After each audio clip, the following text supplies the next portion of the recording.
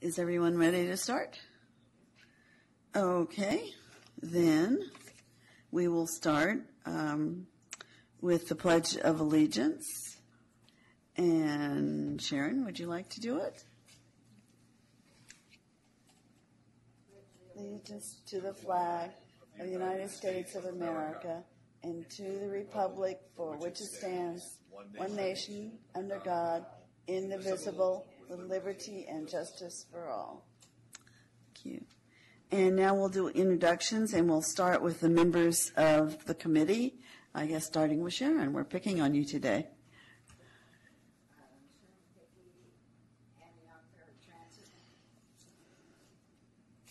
Fellow Smith, disability representative, Antioch. Tom Horaeus, Tri-Delta Transit. Michael Dowgelli, East County. Janet Abelson, West County. Joshua Sullivan, Contra Costa DD Council. Michael Hopfe, Independent Living Resources, Contra Costa County. And with you is? This is my new assistant, Tammy Silva. Welcome. She'll be with me now. Mm-hmm. Okay, now we'll move to staff. Peter Engel, CCTA staff. Irene Ortega, CCTA staff. And I think the only thing left is our audience. Would you like to start, Ralph? Ralph Hoffman, Senior Advocate of the Senior Mobility Advocate Council.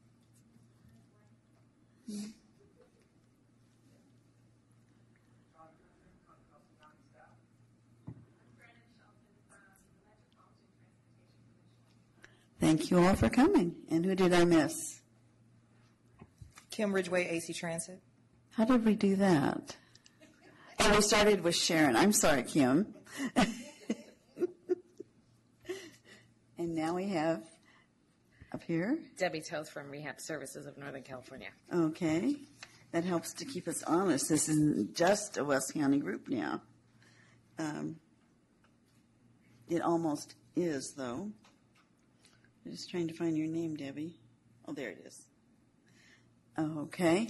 So with that, we'll move on our agenda to public comments on items that are not on the agenda. And I do have a request to speak from Ralph Hoffman. Ralph Hoffman speaking for myself. I have reapplied for membership on the PCC and just turned in my application today. Thank you. Thank you. Okay. And are there any other requests to speak on items not on the agenda? Okay. Not seeing any, we will move on to item number 4, which is a summary of actions from the May 6th meeting. Why does it say summary of actions? Is it because there was not a quorum? Summary of actions is the preferred way of talking about a shortened version of the minutes. Okay. They call them summary of actions. Okay, so this is what we think of as minutes. Okay. So we'll just know now that it's a summary of actions. So we need to take an action on it. Make a motion to accept the summary of action. Okay. And I'll second. Okay. Are there any comments? Okay. All in favor, please say aye. Aye. Any opposition? Any abstention? Motion carries unanimously. The next item is the update on MTC's Coordinated Public Transit Human Services Transportation Plan update.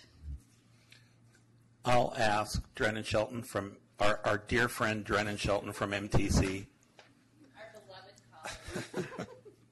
who was a friend of senior transportation and transportation for people with disabilities, and she's working on the federally required coordinated transportation plan, doing an update, and wanted to come to you today and give you a summary of what's going on and have a discussion with you about that. So I'll turn it over to Drennan. Hi, everyone. Thanks for having me. So I'm here to talk about the Coordinated Public Transit Human Services Transportation Plan. it's a mouthful, so we'll just call it the coordinated plan. It's a federal requirement, as Peter said, but it's also our region's blueprint for how we approach funding and coordinating transportation for low-income populations, individuals with disabilities, and seniors across the region. If you're not familiar with the plan, I encourage you to read it. It's my favorite thing to read. It's not as dry as you would think. I think there are some really good chapters in the plan, particularly on the demographics of our region. There's a piece on veterans transportation issues, and there are some innovative and best practices that we outline in the plan. We're going through a normal update for the plan. It's federally required every 4 years. It's supposed to be on the same schedule as our regional transportation plan, the Plan Bay Area 2040. So we're looking to adopt the plan in February. And before we adopt the plan at MTC, I'll come back out with a draft plan for you to look at and provide feedback and comments on sometime probably in November, December, January, somewhere around there. But today I'm here to collect your input and feedback on there's 2 chapters in the plan. One is to document gaps of transportation for those 3 specific populations identified, and then solutions to those gaps. The reason why these chapters are, I think, the most important part of the plan is because this is how we fund projects with federal FTA Section 5310 funds in our region.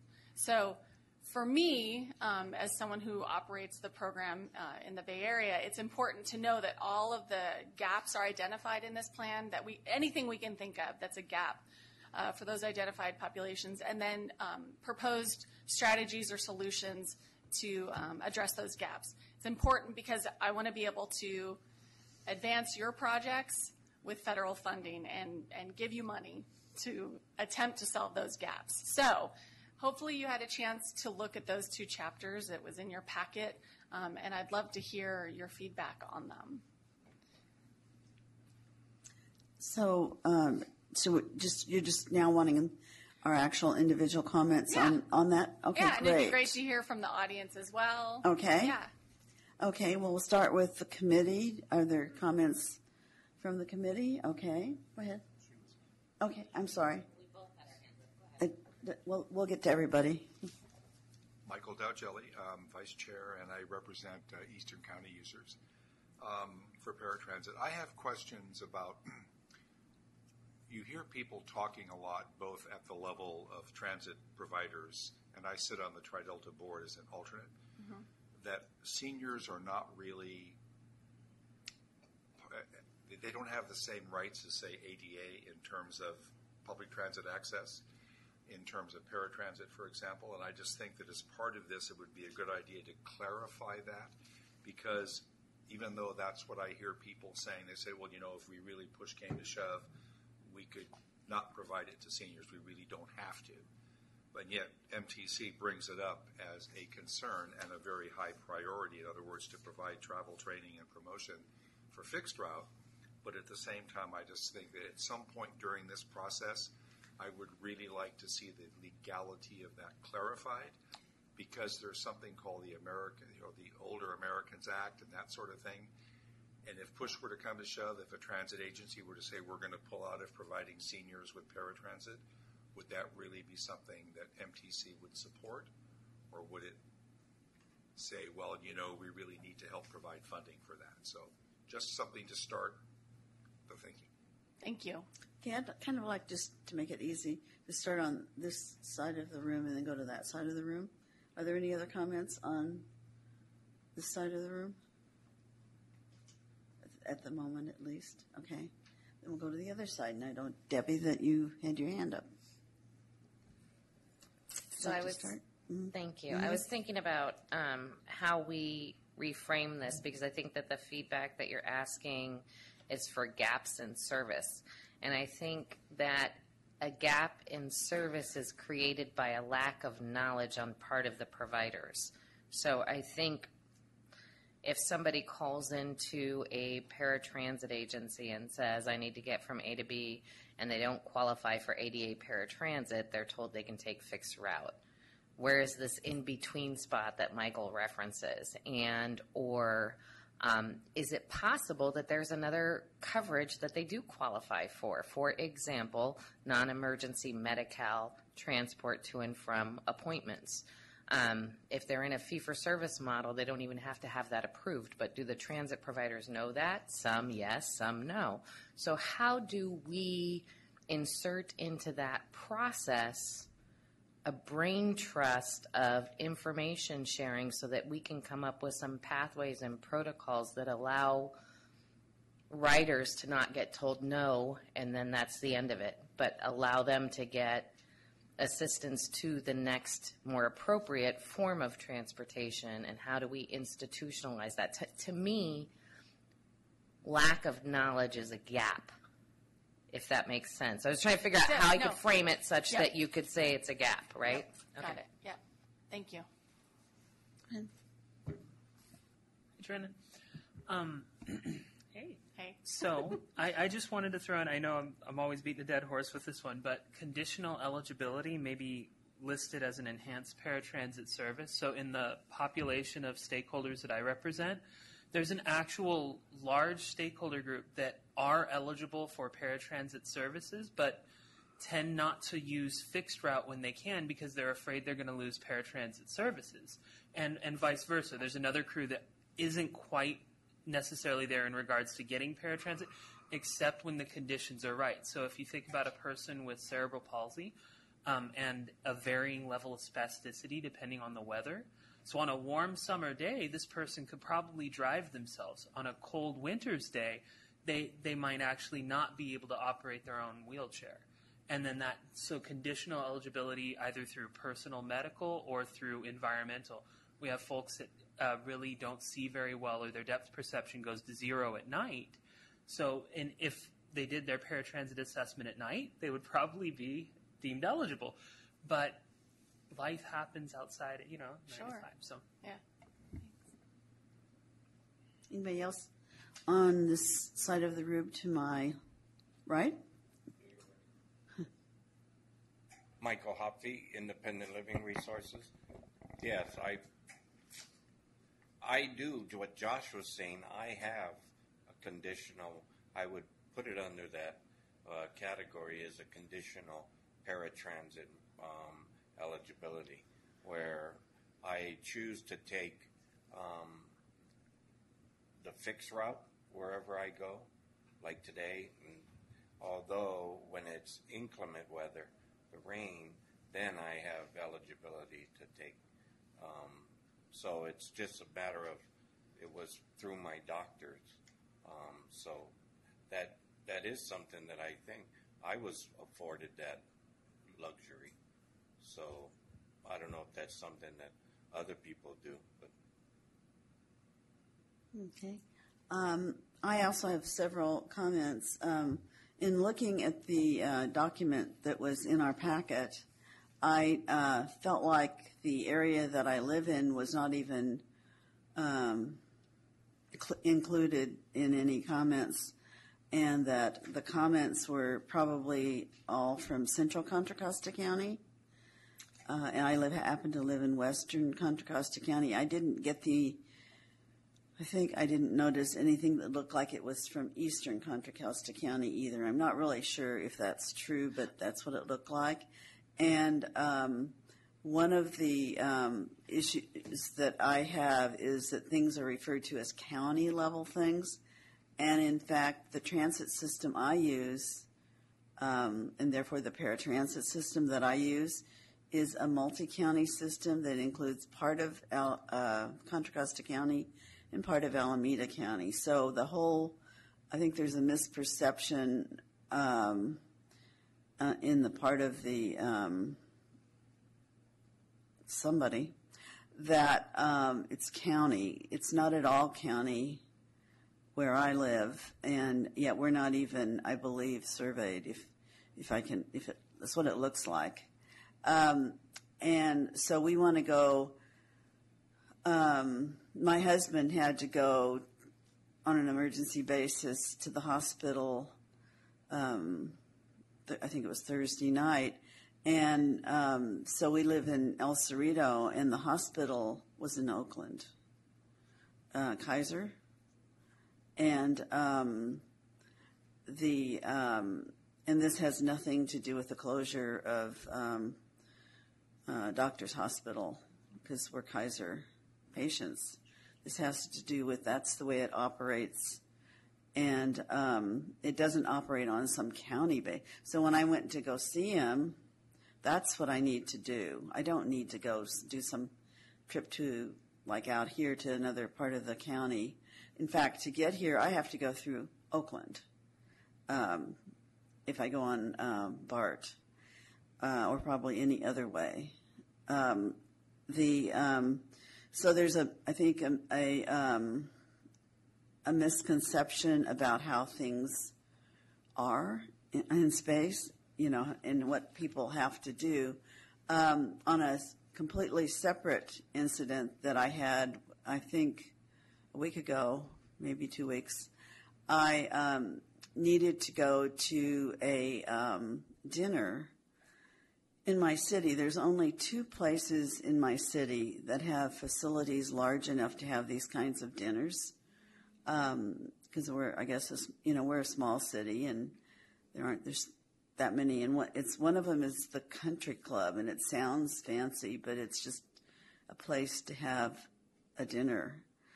And I'm an elected official, but I was supposed to be presenting things to people at this thing.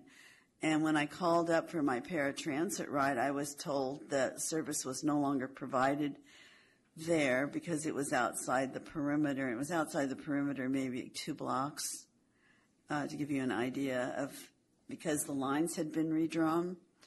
And so there is no fix that I figured out for this. So I had to leave when, the last time would be, which was, I think, around 8:30. This was supposed to go till 9:30. And then that was on a Friday. On a Saturday night, it ends at 7:30, my eligibility, based on fixed route service being, it's all about where fixed route is provided. And first of all, I thought it was absurd that, it would be that close, and yet there would be such strict guideline. It was so strict. And secondly, if I go on the route, on fixed route that goes there, what the issue was that it wasn't running past those hours. But if I would go on it during the hours that it runs, the bus stops are not accessible. So I can't ever take the buses there either, and have gotten myself into a lot of trouble a few times trying to take a bus up in that area because I didn't even know that I could, that it wouldn't work. So that's another kind of a problem. So you get you're in a wheelchair and you get someplace, and maybe you can get off the bus, but you can't get back on. And there's where the real problem is. I mean, it's actually a safety problem. And I've had that happen any number of times in any number of places. And I don't know what could be done about that, but making bus stops accessible would be, all bus stops accessible would go a long way to helping. And the other thing is just, in a big county, only getting input from what looks like one area of the county, I think, is not,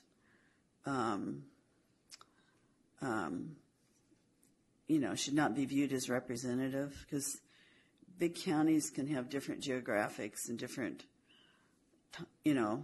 things going on in the different parts of the county. You can go from rural to urban, for example.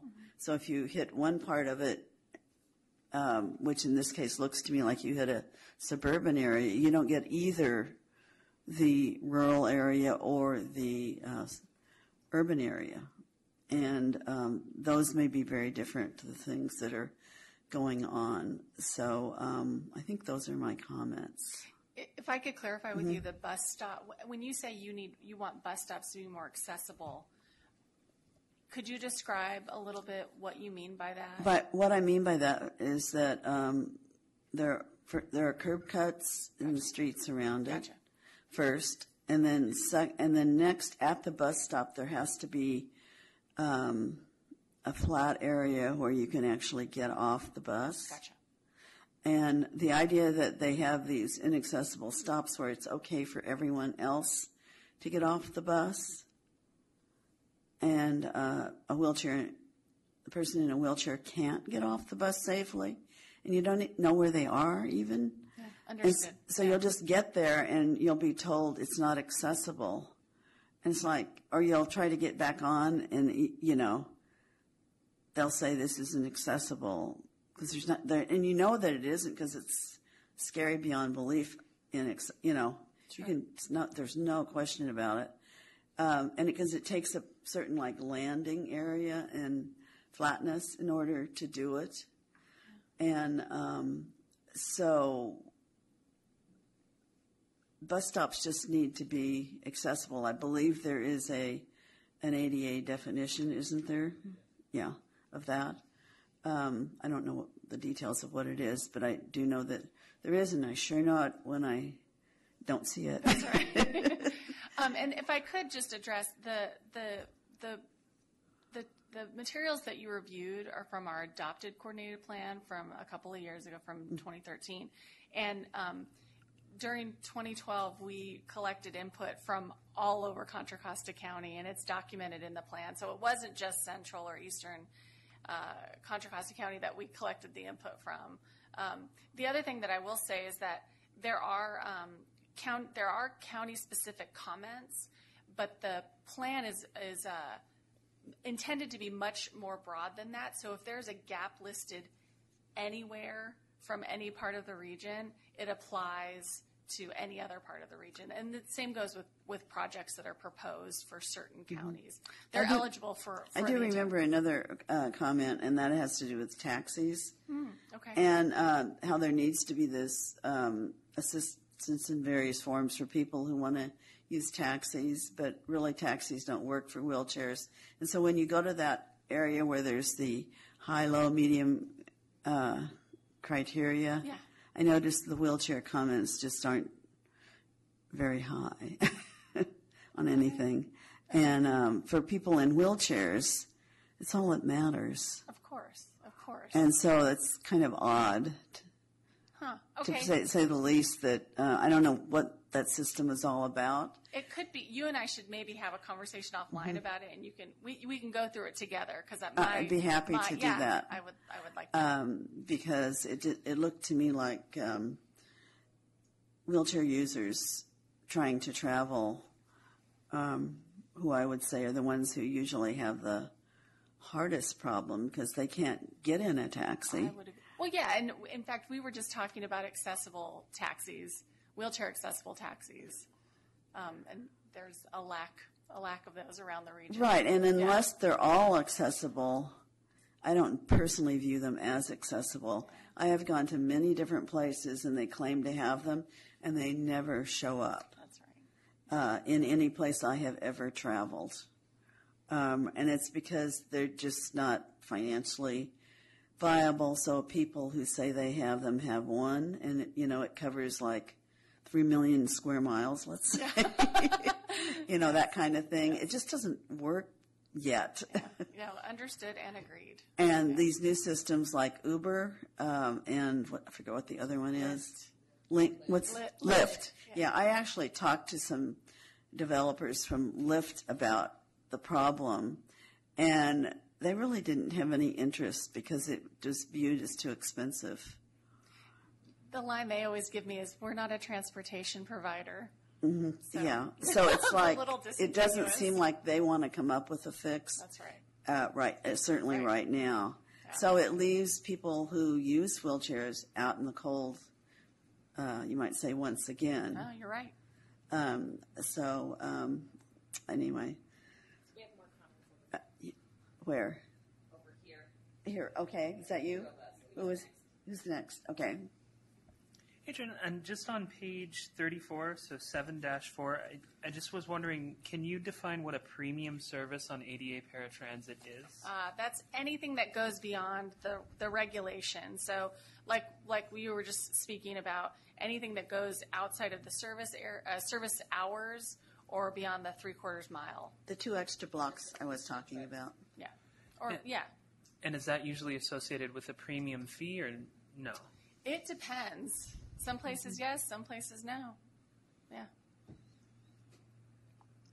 Is that if Debbie? They provide service to seniors as well, is that considered? That would also be considered a premium. Yep. I'm sorry, I missed that. So if talking about premium services, if like Tri-Delta provides service for older adults as well, they don't have to necessarily be ADA eligible, then that would also fall under the premium service. Debbie, did you want to go? Okay. So, a couple of things. One is that Janet hit on something incredibly important, and I think it's a combination of Janet and Michael both saying things. The paratransit service legally is tied to whatever the fixed route service is, and they need a divorce. And it's true. I think if you're going to look at a gap, anything that somebody can walk to a vehicle, get in, and drive to is the same opportunity that somebody who can't drive a vehicle should have. So if I can get into my car and drive to San Francisco at midnight and go to a party and come home at 3 a.m., so should somebody who can't drive a car. So that's a definite societal issue, I'm sure. It's not a burden that existing transit providers with their existing budgets can take on, but it's something that we, if we're planning as a Bay Area how we want our population to be treated, something that we should consider. And I'm not saying that it needs to be reasonable and realistic and thoughtful, and obviously there are a lot of considerations, and you can't just throw it at existing providers. I'm not saying that should happen, but I think the theory behind having accessible services match what an average single car driver can do should be something we aspire to. I think that's probably it for right now. Go ahead. Elthello Smith, East County Disability Representative. Gaps. I feel that there's a huge gap in terms of the paratransit services as it applies to those of us with disabilities, and specifically in power wheelchairs. And that's on Sunday services. In my area, I cannot get Sunday service at all. I'm told that my house is 1 mile from the nearest Tri-Delta bus stop. And I can go in either direction, and I'm almost exactly 1 mile from the nearest Tri-Delta bus stop. Now, the problem that creates, if we're talking about the quality of life, for those of us with disabilities, then I miss out on my Sunday church services. I'm a deacon in my church, and I can't get there because I have no way of going in my power chair without paratransit. And I feel that if that is a requirement of the ADA Act, then we need to plan to become untied from the ADA in that, or Tri-Delta in this respect, if that's what's causing this gap for us. Likewise, on Saturdays, service in my area appears to be limited. I can get Saturday service, but starting at a later hour during the day. At 10 o'clock in the morning is the earliest that I can get Saturday service.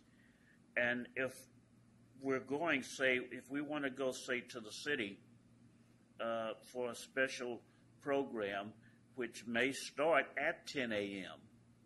on a Saturday, I can't do that. I can't get there.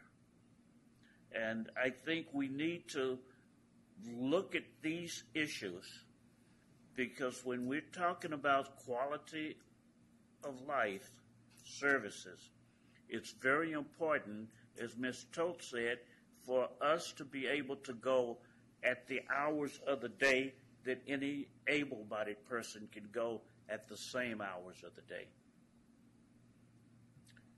Thank you. Thank you. Thank you. Anybody else on this side of the room? Sharon?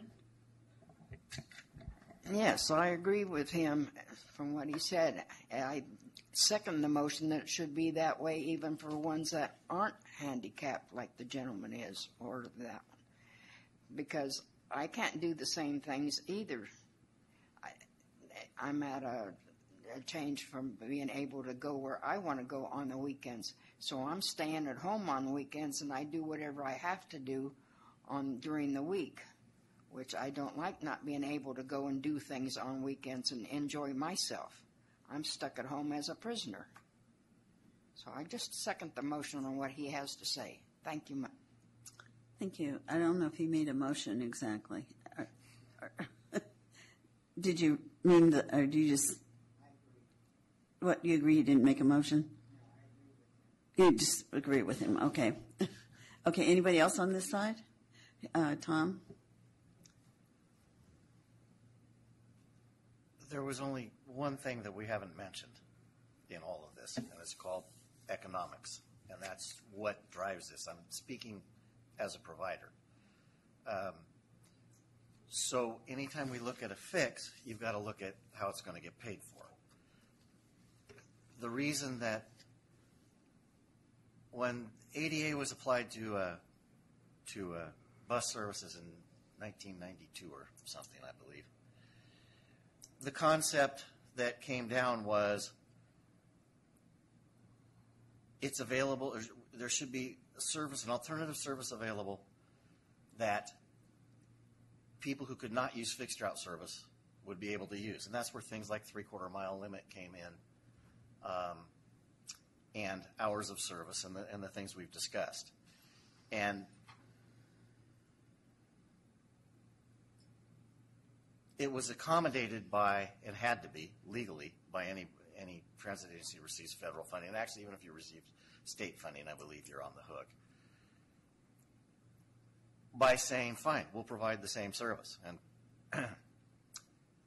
you guys are also saying, or many comments here have been, what sort of paraphrased by a colleague of mine from another agency likes to say, you're entitled to the same crappy service that people get on fixed route. Right.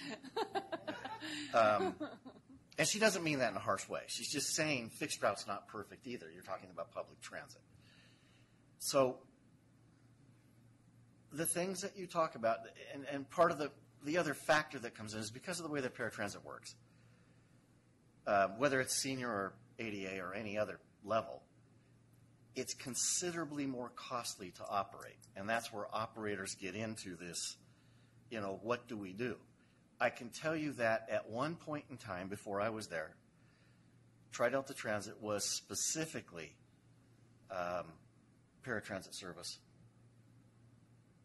only. And it started that way.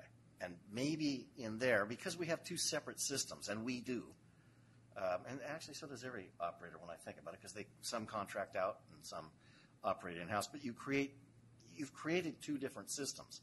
And maybe there's a way to mesh them better. And again, if we're going to do anything specialty, money counts. And that's what it comes down to. It's not anybody trying to be mean. So. Let me say that funding is the consistent comment I get no matter where I go. So you're not alone. Go ahead. In support of what Tom is saying, I agree. Paratransit is considerably more expensive to operate. But if I'm understanding correctly this procedure here, we're talking about future planning for the allocation of resource dollars, correct? Correct. And if that's what we're doing, I think we have to look at what we're talking about and compare that to the regular service versus the paratransit service, and what's important. How do we allocate resources? Maybe we have to reallocate resources from certain areas. Looking at your chart of high, medium, low, et cetera, I don't necessarily agree with how you did that, but if you look at that, then determine which of those is more important, which is going to contribute better to the quality of life of the total census served, and allocate resources accordingly. We have to, as a society, begin to make a decision whether we're going to take care of all of the people or just some of the people. And I'd like to think that we want to take care of all of the people. Okay, thank you. Let's go over to the other side, and then we'll go to the audience. Anybody over here want to make a comment at this point?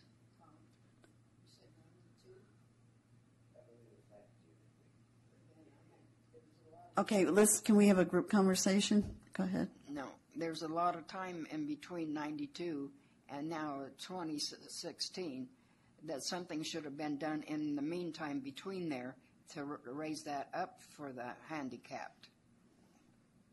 As far as I see it, that's the way I see it. It's like it stayed from 1992, and it's still 92. Nothing has been upgraded at all as far as for handicapped. You want to respond, Tom? Since it was addressed at you. What is 92 about? I don't.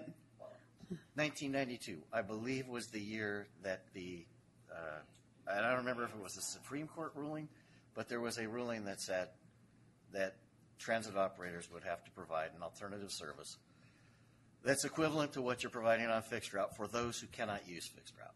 And that was the incorporation of ADA. The ADA passed in 1990. Maybe that's what you're referring to. It wasn't. Well, my understanding, and truthfully, this was before my time. My understanding is it all centered around the fact that New York City refused to put wheelchair lifts on their buses, and a lawsuit was filed, and it ended up being that decision. I'm not sure that is information that pertains to this. Well, I was just giving and I'm not addressing it at you, but I don't know that it pertains to this conversation. Okay, so why don't we now go to the audience, and then we'll come back to the board. So I have, at the moment, a request to speak from the audience, and that's from Ralph Hoffman. Ralph Hoffman again. I'm a member of the Walnut Creek Senior Center, and as such, I'm eligible for door-to-door service. I had a little problem with Monday service. They only have a 1 hour time window. I think it's 9 a.m. to 10 a.m. to make a reservation for the senior door-to-door service. Most senior centers, I think, have this sort of thing. But when I called Saturday, which would have been 2 days in advance, I found out that they're closed on the weekend. So I would have had to call Friday to go door-to-door to this meeting. And so I had to take fixed route, had to walk quite a ways both to get to fixed route and to come back here from fixed route. So I'm not sure how senior centers transit is funded, but we first of all need a wider time window than just 1 hour to make a reservation. We need it on the weekends too.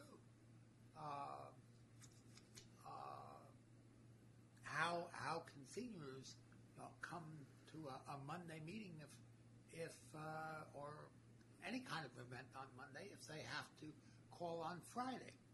They're looking into that right now because this wasn't announced in their monthly Walnut Creek bulletin for the senior center. Thank you. Are there any other members of the public who would like to speak on this item? Okay. Bringing it back to the board. Anyone over on Debbie's side? Not to pick on you. What? I own this side. You own this side? Want to speak? Not seeing anybody on the other side. Okay. I think you're just wanting comments. That's right. Is that what you wanted from this group? Yes. I think we gave you plenty, I hope. Yes, thank you. Yes. And thank you for coming. And I will say I'll be taking comments until October, and actually even up through adoption. So if you think of something else, you can email or call me. I'd love to hear from you. Okay, and we could do that by telling Peter who can get in touch with you? Well, my contact information is in the packet as well, so Okay. you don't have to go through Peter. Okay. He's a busy man. Okay. We like to give him something to do, right, Peter? Okay, well, thank you very much for coming here. We appreciate it. Okay, so with that, we will move on to item number 6 on our agenda, which is the update on the development of the Transportation Expenditure Plan. There's no attachment for this. Peter? No, there's no attachment. I just wanted to give a verbal presentation here. So the Transportation Expenditure Plan, TEP, has gone to all 19 cities, 17 cities, 2 towns, and the county for a resolution of support approval of the TEP. It passed through all 20 jurisdictions with 0 no votes. So all of the councils and board of supervisors voted yes, except there was three abstentions in the process. So that's great news. The TEP will the decision to put the sales tax measure on the ballot will occur this Wednesday by the authority board at a special meeting after its regular meeting. So the regular meeting's at 6 p.m., the special meeting's at 6:10, I think. And they will take a series of actions regarding approving the appropriate ordinances to go to have the County Board of Supervisors officially put the measure on the ballot. So the measure would be a half-cent sales tax to support the funding of the projects within the expenditure plan. So it looks like, unless Janet has some inside information from our board, that it'll probably move forward and be on the ballot in November. If you want to see the actual 75-word, there's a requirement that what's on the ballot is no longer than 75 words, and there has to be certain information in there. So it's in our board packet, which is on our website, and that language will be going to our board for approval as well on Wednesday. So stay tuned, everybody. Thank you for your support. There's been a lot of work and a lot of hours put into this. And it's been a long year, right? It has. Are there any comments or questions from the board? I will say that we have a special web page that's documenting kind of what's going on with the TEP. We're putting on there agencies that are supporting the TEP. We've received letters from multiple agencies, so if you're so inclined and represent an agency and want to send in a letter of support, you're welcome to do that. And I guess that's all. Debbie? So I will say that our agency sent in a letter of support, and I sent out an email to a group of folks who are on the Expenditure Plan Advisory Committee that represent a variety of different spaces, from transit providers to mountain savers to bike riders to walkers to all kinds of different folks, and express that I think this is likely the only opportunity we have in the near future in Contra Costa County to have a sizable investment in accessible transportation. And if for no other reason, we can't miss this opportunity. The growing number of seniors and people with disabilities of all varieties is exploding, and we're ill-equipped to serve the people who need the services now. And if we don't make this investment, we're going to be in a world of hurt. And I just want to publicly say that Peter has done an incredible job of championing the accessible services transportation issues with the board and the staff at CCTA, and it's kind of sport in my 12-year history on the PCC I've never seen. So kudos to you for your hard work. Anybody else on the board? Not seeing anybody. Are there any comments or questions from the audience? Not seeing any. This is for information, so we will now move on. Thank you. And the next item, let's see, is the SRAC report, which is the Service Review Advisory Committee, which is for information only. And the group did meet in July, and at that meeting, the group elected a new chair, who is Don Queen, and a new vice chair, and I happen to be that person, and also seated a number of people, or reseated them, because they had already been on the group, so they were just getting back on the group. And we also had a discussion, which is getting a little faint in my memory, Kim, but I'm sure you remember it, right? About the notification of riders of impending rides. Am I saying that? Got my information correct? Janet, speaking about the IVR, Interactive Voice Response System, it's been active, since December 2015 for night before reminder calls. And now it is making the imminent arrival calls. So folks, 5-10 minutes out, they'll get a call saying your ride is on its way and to start to get ready. Not everyone that is registered with the system gets the night before calls right now, because they're sending them out. They're doing like 500 people a week or something like that. So it's being rolled out as we speak, so that everyone will begin to get imminent arrival calls. And it's just as a comment, it's really helpful to do that. It really is. I think it'll make a vast improvement for everybody, because one of the things it means is that you don't have to be out in the rain.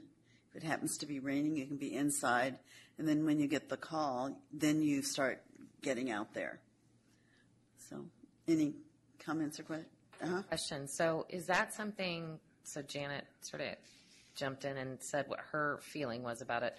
I imagine that you're tracking to see whether or not it's a good investment. Is it helping people to get to their rides? Do we have less no-shows? I mean, I'm sure there are certain things that you're monitoring. Are you also monitoring what Janet just said, which is the rider's experience of having those calls? Mm-hmm. So, okay. Any comments or questions from the board? I have a question for Kim on that. Is that is the imminent arrival call GPS vehicle GPS based, or does the driver call dispatch? Okay, it's all GPS based.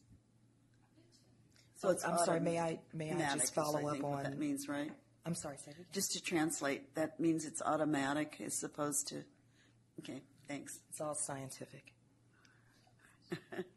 Just to kind of follow up a little bit on what Debbie said, we should see the reporting is happening with customer experience, but we hopefully will see more of that in our annual customer satisfaction survey. So I'm sure they'll be asking that specific question when we get the new survey done.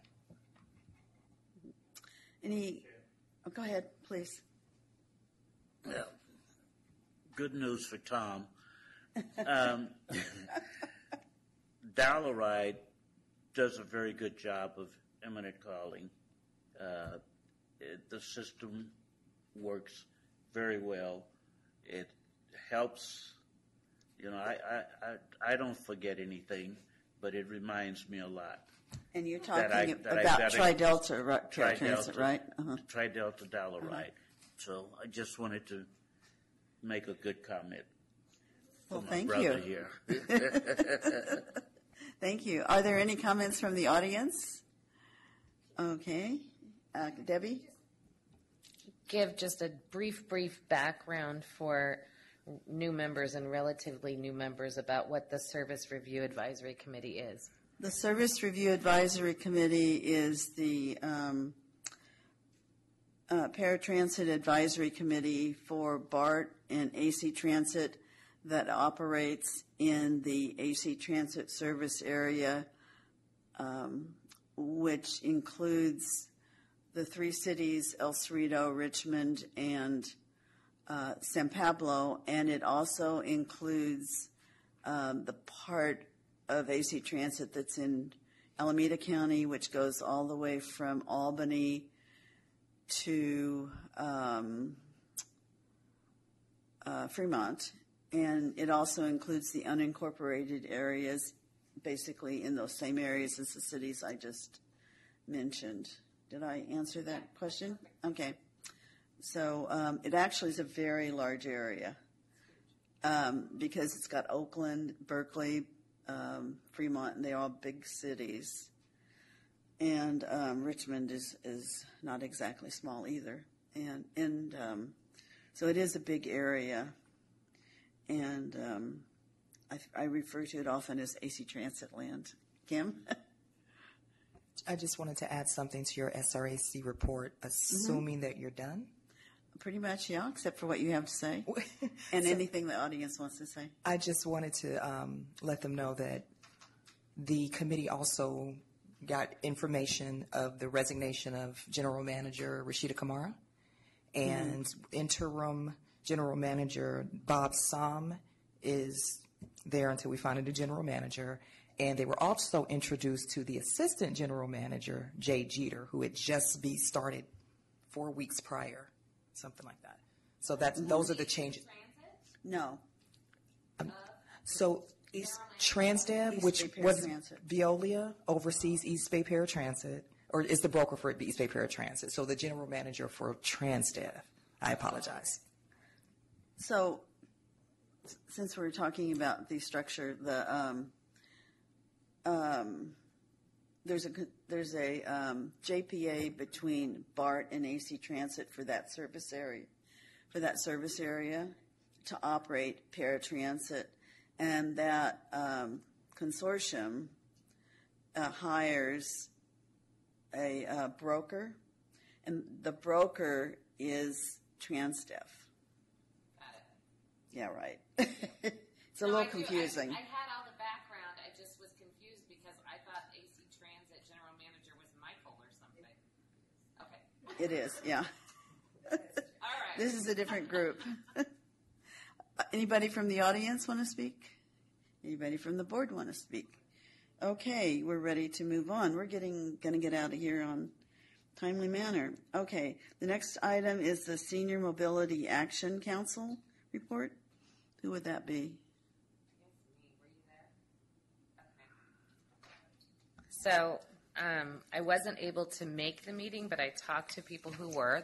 At this particular meeting, they had an update from Mobility Matters. They had an update on the Transportation Expenditure Plan. The SMAC, for those of you who don't know, is the Senior Mobility Action Council, which is a work group of the entire county's Advisory Council on Aging. And it's probably, I'm biased because I'm a member of the most productive and awesome group of the Advisory Council on Aging. And so they have been very active in learning about the transportation expenditure plan that the Contra Costa Transportation Authority has put together.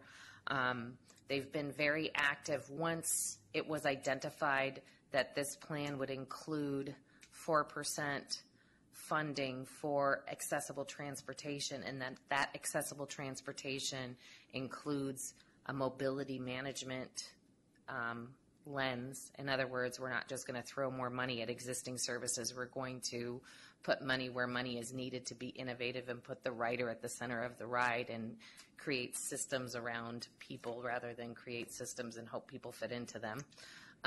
Once it was clear that this is where this measure was heading, the Senior Mobility Action Council wanted to make sure that we were at each and every one of the city council meetings, either in person or via letter writing campaign, to let them know that this is an important issue for us. And we had a lot of real active support. There was dialogue about who did what at that particular meeting. Additionally, they had Go-Go Grandma or Go-Go Grandpa or Go-Go Granny or Go-Go some grandparent. I was getting there, whatever. They had Go-Go grandparents attend the meeting, and Go-Go Grandparent is positioning itself as the Uber or Lyft for the grandparent population, and it sounds extremely exciting. It wasn't extremely exciting in person. It was disappointing for the group.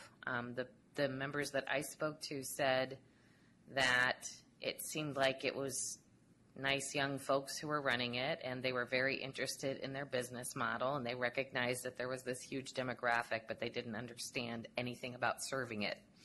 So there's more education that needs to be insinuated into situations where people say that they're going to be serving an aging population. There needs to be some level of, oh, there's another gap. There needs to be some level of knowledge, understanding, and experience that goes into the services that are provided. So it was a learning experience for everybody, I would say, at that meeting, and that's that they are looking to also create education and staff, as in volunteer person, events that happen between the time that the Transportation Authority Board may or may not vote to move this transportation expenditure plan forward, assuming that they do, putting together a plan to ensure that we have an education campaign connected to the importance of accessible transportation for our community. Okay, thank you. The next item on the agenda is future agenda items. Does anybody have any? I would assume we would want to have the expenditure plan just to say what happened, because I think we would all like to know that. Okay. And anything else? I'm sure things will present themselves. They always do. Okay. What? Peter just makes them up. Right. He takes good care of us. Is there any news to share? Okay. Go ahead. Go ahead.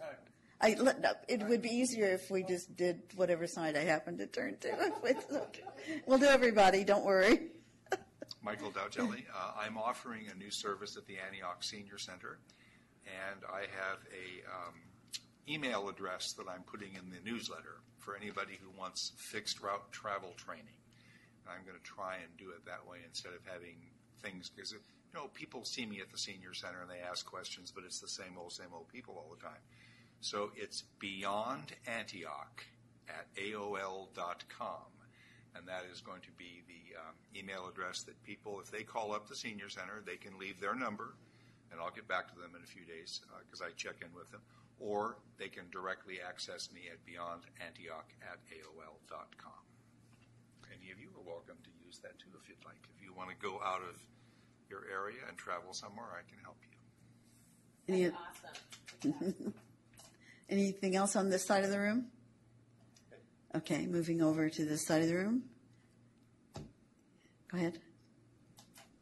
So last Wednesday, our agency hosted a policy development platform for the aging population in Contra Costa County. We had a turnout of about 46 people from two of the Board of Supervisors, Candace Anderson and Karen Mitchoff, to city council members, to transportation experts and planners, to health plan CEO, nutrition from the county and nonprofit, aging and adult services, just a wide variety of different people who plan for or touch the aging population in Contra Costa County to look at what we need to do to make Contra Costa aging friendly and have policy that allows us to shape how we budget, how we think, how we plan. And we had an incredibly successful kickoff. We have our wrap up in September, and I hope in our whatever meeting comes after September 27th, I will be able to be on the agenda with a policy to be able to present to this group for the aging population for Contra Costa County, because it will most definitely include transportation, as that rose to the top of the policy priorities at that event. Okay, Josh, you had something? Oh, I thought you did. Okay, anybody else over here? No? Okay, with that, I believe we are adjourned until September the 19th at 2 p.m. in this room. Thank you all for coming.